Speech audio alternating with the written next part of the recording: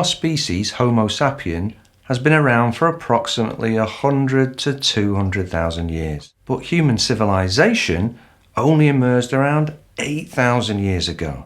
Before that, humans lived as hunter-gatherers. So we evolved and existed for the vast majority of our time on the planet as a species as hunter-gatherers. Only very recently have our brains had to cope with living together in large populations in megacities. The simple fact is our brains did not evolve for the environment we currently occupy, which leads to the double-edged sword effect. Our brains evolved to help us, but at the same time causes us distress. When we were hunter-gatherers, we lived in small tribes. Originally, the maximum size of a tribe was around 150 people.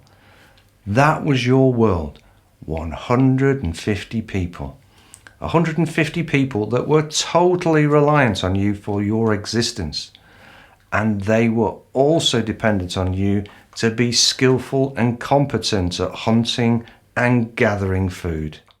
Two important skills that you had to be very good at to survive in your tribe were the ability to fit in and get along with everybody. Life was a double-edged sword existence, and the last thing a good tribe wanted was a loose cannon in the group. And secondly, the need to be competent at skillful activities like hunting and gathering. The men that demonstrated great hunting skills had status and respect, and the same for women in terms of gathering nutritious food like herbs and fruit. The need to fit in and feel competent at what we do is hardwired into our brains. Fast forward now to our modern setting. You're about to go on stage and do an important presentation in front of 100 of your peers. You are new to your role and desperate for this presentation to go well. I need this to go well is what your mind is saying. Your future reputation stands and falls by this presentation. As the time of the presentation nears, anxiety kicks in. You start to sweat, your heart rate goes up, your throat goes dry. Why is this happening to me now? Your threat response has kicked in. Your amygdala has detected a threat. You're about to go on stage, and if this doesn't go well, you could make a fool of yourself in front of all your co-workers that you have to work with on a day-to-day basis. Remember, your amygdala is not that smart. It doesn't know the difference between a real and an imaginary threat. It is instinctive and reactive and wants to pull you back from putting yourself in a dangerous situation.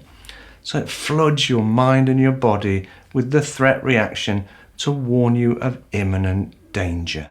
Now go back to the two tribal instincts I mentioned previously, the need to fit in and the need to demonstrate competency. Your amygdala's limited logic goes like this: don't you dare go on stage, you could be thrown out of the tribe. In hunter-gatherer times, to be cast out from the tribe was a fate worse than death.